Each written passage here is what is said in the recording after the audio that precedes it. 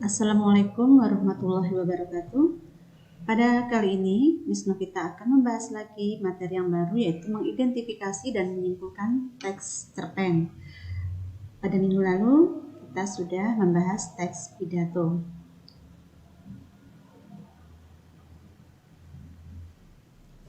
Mengidentifikasi unsur pembangun cerpen. Cerita pendek atau sering disebut dengan cerpen adalah rekaan yang menurut wujud fisiknya berbentuk pendek.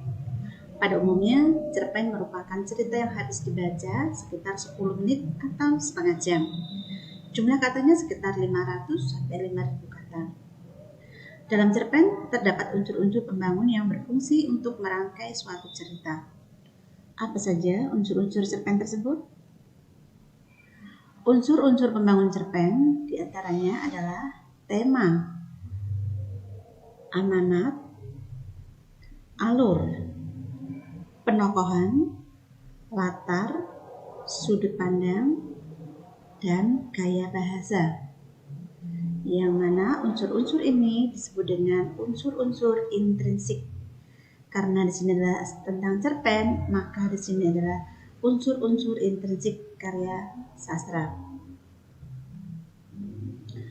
Unsur-unsur pembangun cerpen di sini akan dijelaskan satu persatu agar kalian lebih paham. Yang pertama adalah tema.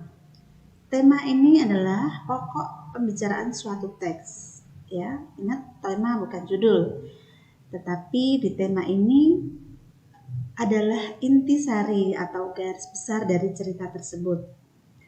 Kemudian sederhana dan berisi peristiwa dalam kehidupan sehari-hari.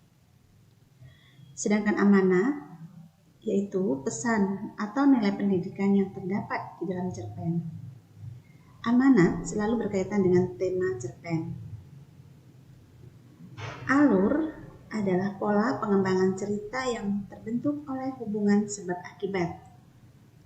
Sedangkan di sini juga menceritakan atau jalan ceritanya, kemudian jalan cerita itu akan dibagi menjadi beberapa bagian. Bagian-bagian alur yaitu pengenalan situasi cerita. Di dalam pengenalan situasi cerita ini, pengarang memperkenalkan tokoh, menata adegan dan hubungan antar tokoh. Berikutnya, pengungkapan peristiwa. Dalam bagian ini, disajikan peristiwa awal yang menimbulkan konflik atau pertentangan bagi para tokoh. Setelah pengungkapan peristiwa, kemudian menuju pada adanya konflik. Terjadinya peningkatan perhatian, kehebohan, atau keterlibatan situasi yang menyebabkan bertambahnya konflik sang tokoh. Di dalam konflik itu tentunya ada klimaks atau puncak dari konflik tersebut.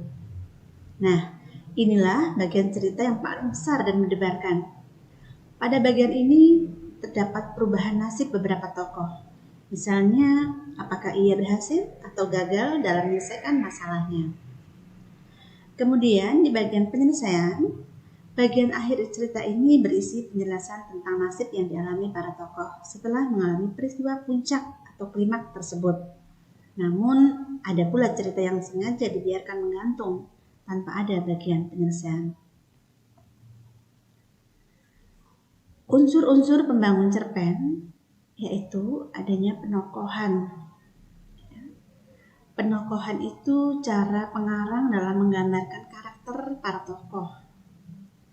Terdapat beberapa cara menggambarkan penokohan, misalnya menyebutkan secara langsung.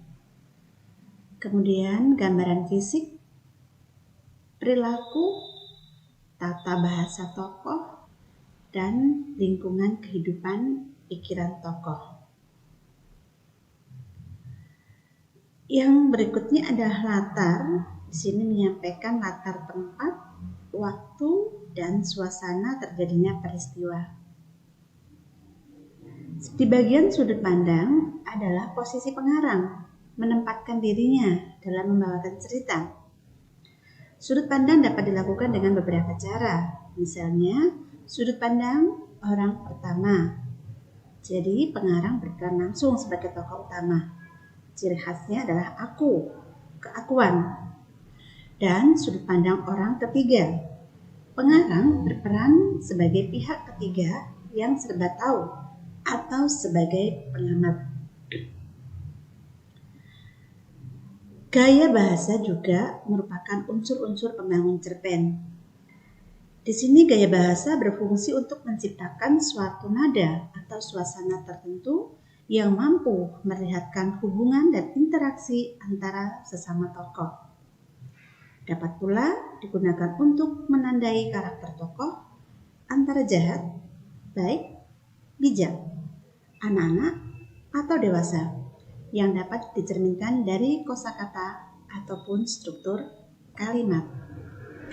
Nah, demikian materi tentang cerita pendek atau cerpen.